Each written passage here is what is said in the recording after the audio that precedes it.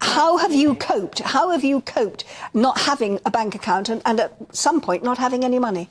I was terrified. I'm on my own. I didn't sleep. I just hysterical because you cannot operate. We live in a digital world. You cannot operate without a bank account. I've never liked the terms political correctness and cancel culture. To me, these were mocking terms, euphemisms, which only helped conceal the true violence that lies behind the progressive agenda. We tend to treat censorship, bannings, and firings as mere excesses, the spasmodic reactions of an immature opponent. These are just adult temper tantrums, something that can be addressed by making fun of them. And, given time, behavior that will just blow over in the marketplace of ideas where truth supposedly always prevails. This is a grotesque underestimation of the opponent and a misunderstanding of the legal processes that underlie the progressive tidal wave sweeping the world. To understand what is going on, you have to understand the legal concept of civil death. A person at law is really two people, a physical person, and this is the focus of the English common law tradition, but we are also legal persons, completely separate from the physical person. Legal personality is a concept that goes back to Roman law, carried into modernity by the civil law tradition in Europe. It's our legal personality that allows us to make contracts, marry, make a will, and participate fully in civic life, such as the right to vote. What follows then is that the legal person can also die, even if the physical person is still breathing. This is called civil death. You only die twice. Civil death, or the death of the legal person, is often defined as the lawful abrogation of civil rights as a consequence of a criminal conviction. The physical person still lives in a jail cell, but his civil rights, except the right to life, have died. In the case of capital punishment, in French law, the sentence carried with it the death of the legal person, in some cases leading to the forfeiture of all property to the next of kin or the state, and the dissolution of marriage, with your former wife a widow at law. This occurred while the convict was still awaiting execution. In other words, legal death can precede physical death. But the concept has never been limited to capital offenses and the criminal. Civil death can occur in any number of other ways, such as with persons entering religious orders, and, more to the point in modern times, as a tool to be used against persons who are considered security risks, terrorists or so-called, political dissidents, and persons considered threats to the national interest, such as, a term we've heard in the UK recently, politically exposed persons. Nigel Farage recently spoke out about his bank accounts being abruptly closed, and he has been refused accounts by several other banks because of his supposed status as a politically exposed person. GBN recently reported that up to 5 million Brits are at risk of bank account closures. In Canada, the trucker protest was broken by cancelling bank accounts, a form of summary legal execution. Neil Oliver referred to it recently as social murder. But the reality is, it is the application of capital punishment against the legal personality of the target. It is the ultimate form of violence against your civic life, without the need for a bloody physical execution. Those who have been victims of civil death experience it as a form of violence. But think about it. Without a bank account, you effectively become a non-person. You don't actually exist. It's like the worst regimes of the mid-20th century, be they in Russia or Germany. You literally become a non-person. We tend to describe these types of events as Orwellian, dystopian, tyrannical. All true, no doubt.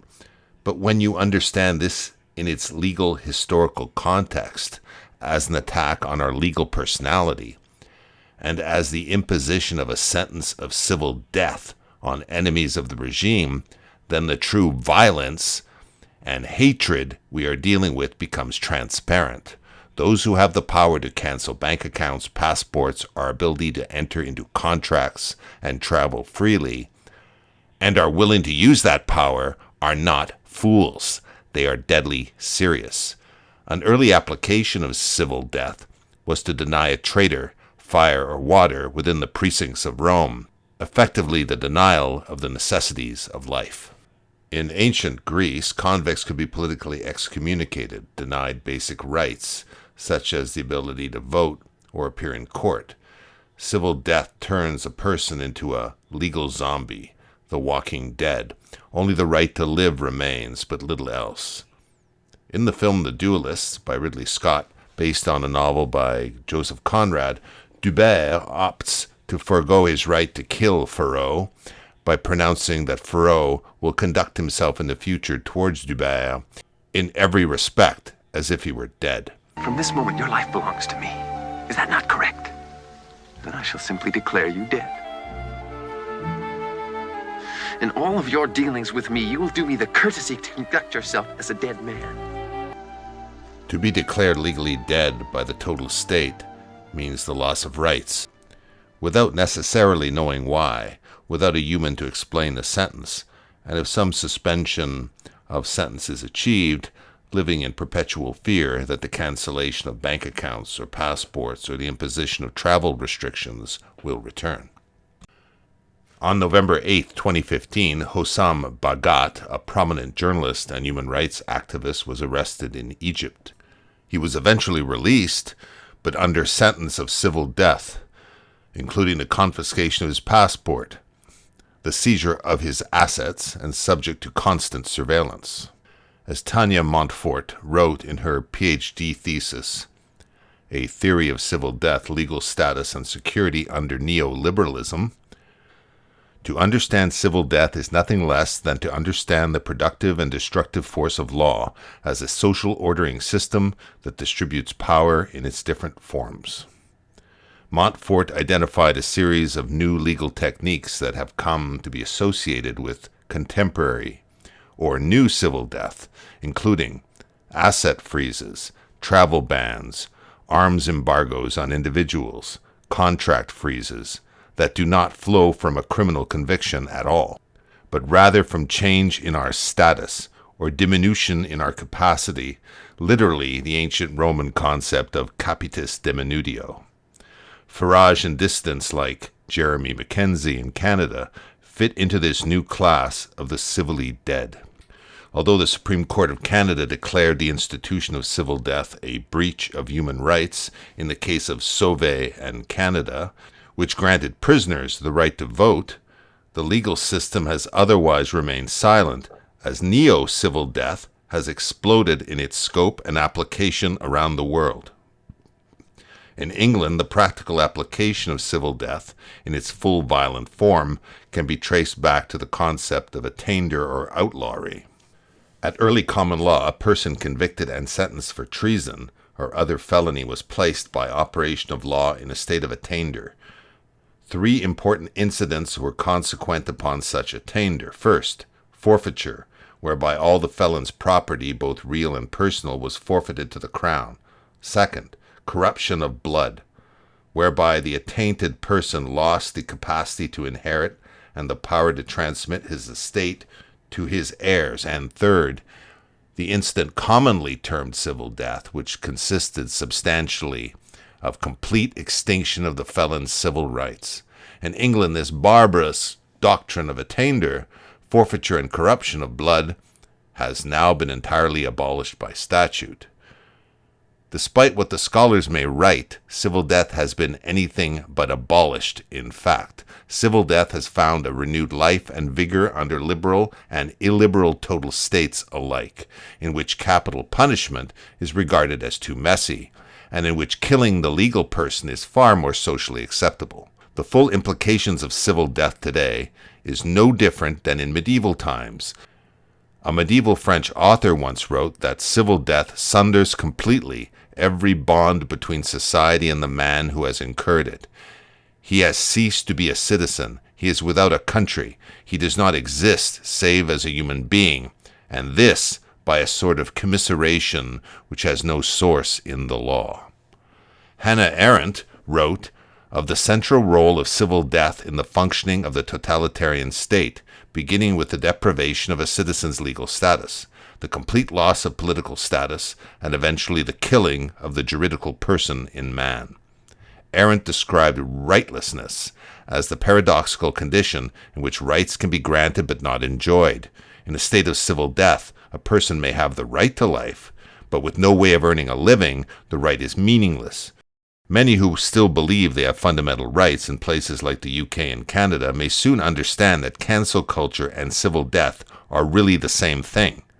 Arendt comments on how the police act in this new civil death regime, with crimes replaced with vices, so that what is punished are characteristics or attributes that are enduring or intrinsic to persons in ways in which actions are not. Rights are then replaced with privileges. This trend is eerily apparent in modern progressive Western states, like Ireland. In Turkey, after the failed coup in 2016, civil death was meted out to thousands.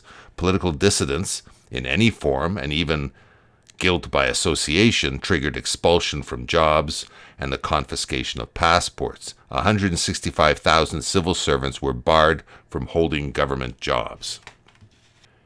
In India, the transition to a national identification system was described by its critics as preparing the conditions for civil death, in that it gave the state the power to literally switch off a person's legal personality. In Canada, civil death has a long and illustrious history in dealing with political opposition. It didn't start with the trucker protests. After the rebellions of 1837 in Upper and Lower Canada, civil death was reintroduced as a pillar of the public law to punish traitors.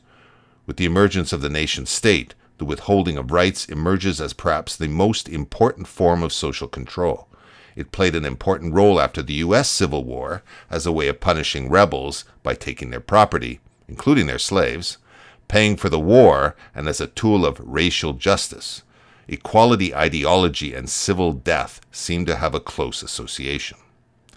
The civil death statute in the Code of Lower Canada after the 1837 rebellion was particularly harsh, including declaring the offender legally dead, forfeiture of all property to the state, incapacity to make a will or contract, and the dissolution of marriage. Although civil death has been formally abolished in most countries by the legislatures or by the courts, neo-civil death is, as I've tried to illustrate, anything but, with every cancelled job, cancelled profession, cancelled speaking engagement, cancelled bank account, travel bans, and with every digital identification system. Writing on the subject of civil death in 1775, François Richer wrote, "The subject matter is one of the greatest importance in jurisprudence, as it treats of the legal bonds between a society and its members, of the individual and the state."